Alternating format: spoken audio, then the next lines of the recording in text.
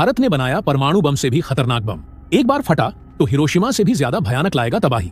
चीन, अमेरिका और जापान में आया बवंडर। दोस्तों, आज दुनिया में भारत ही वो देश है जो अपने हथियार और सैन्य क्षमता को मजबूत करने के लिए सबसे ज्यादा ध्यान दे रहा है। और यह बात लॉबी इंस्टीट्यूट की रिपोर्ट में साबित हो चुकी है कि जहां भारत दुनिया के सबसे शक्तिशाली देश की लिस्ट में रूस और जापान जैसे पावरफुल देश को पछाड़कर तीसरे स्थान पर पहुंच चुका है। और यह भारत की आत्मनिर्भरता की दिशा में एक लंबी छलांग है। दरअसल भारत ने अब तक की सबसे शक्तिशाली नॉन न्यूक्लियर बम बनाने में बड़ी सफलता हासिल की है। दोस्तों, रूस और चीन तो छोड़ो, अमेरिका भी इस खबर के आने से पूरी तरह से पागल हो चुका है। और यदि यह बम फटा तो एक साथ एक दो देश तो छोड़ो, कई देशों को तबाह कर देगा। और यह तबाही कोई छोटी मोटी तबाही नहीं होगी, बल्कि हिरोशिमा से भी ज्यादा तबाही मचेगी। दोस्तों, भारत के इस अद्भुत ताकत को देखकर नाटो देशों में खलबली मच गई, तो वहीं रूस पूरी तरह से पागल हो चुका है। इस खबर के आने से मानो रूस, अमेरिका और चीन में एक साथ भूचाल आ गया है। भारत ने अपने मेक इन इंडिया मिशन के तहत एक ऐसा बम बना लिया है जो पूरी दुनिया को उड़ाने की ताकत रखता है। दोस्तों, देखा जाए तो भारत एक के बाद एक विनाशक हथियार बना रहा है, जिससे भारत के इन हथियारों को मार गिराना या तोड़ निकालना दुश्मन देशों के लिए अब नामुमकिन हो रहा है। और भारत के इस हथियार को देखकर पश्चिमी देश नतमस्तक हो चुके हैं, तो वहीं नाटो देश इसे खरीदने के लिए पागल हो रहे हैं। और कई यूरोपीय देश इस हथियार को खरीदने के लिए बड़े बड़े ऑफर दे रहे हैं। और यह हम सभी के लिए एक गर्व की बात है। तो आखिर भारत ने ऐसा कौन सा बम बना लिया है जिसने पूरी दुनिया में तहलका मचाकर रख दिया है? और यह बम परमाणु हथियार से कितना गुना ज्यादा पावरफुल है? और कौन कौन से देश इसे खरीदने के लिए पागल हो रहे हैं? सब कुछ जानेंगे इसी वीडियो में। साथ ही साथ एक दूसरी खबर भी है जो भारत द्वारा अमेरिका पर लगाए गए भयंकर प्रतिबंध को लेकर है। दोनों खबरों के बारे में इस वीडियो में आपको बताने वाला हूं, लेकिन उससे पहले भारत के इस पावरफुल बम के लिए इस वीडियो पर एक लाइक तो बनता है।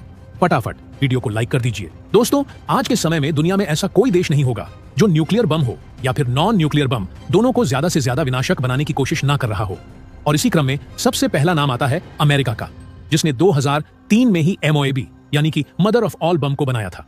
और यह बम TNT से 10 गुना ज्यादा पावरफुल था। दूसरा नाम आता है रूस का, जिसने ATBIP यानी aviation thermobaric bomb of increased power बम को बनाया, जिसे हम लोग फादर ऑफ ऑल बम के नाम से भी जानते हैं।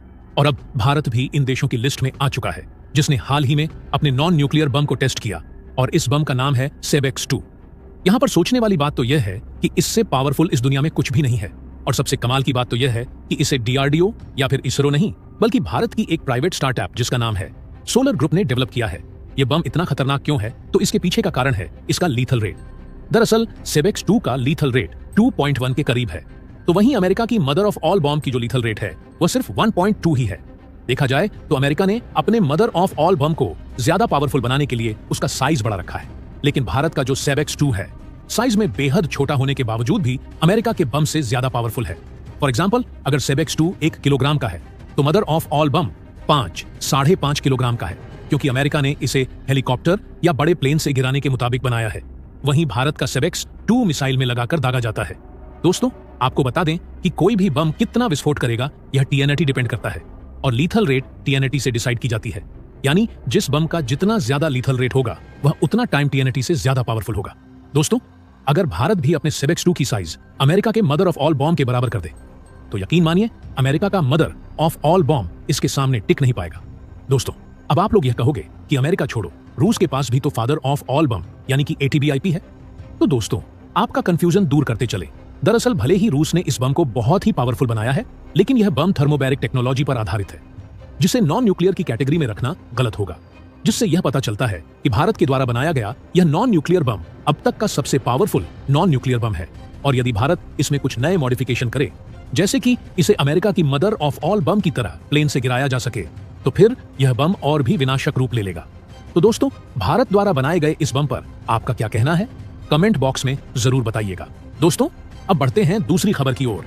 दरअसल दोस्तों, भारत ने अमेरिका की एक कंपनी पर भारी भरकम पेनल्टी लगा दी है। कुछ चंद गलतियों की वजह से अमेरिका की जानी मानी और दिग्गज कंपनी जनरल इलेक्ट्रिक को भारत ने अब घेरना शुरू कर दिया है। दरअसल द हिंदू की इस रिपोर्ट में साफ साफ दिया गया है कि India invokes penalty clause against general electric for engine delays for LCA Mark 1A।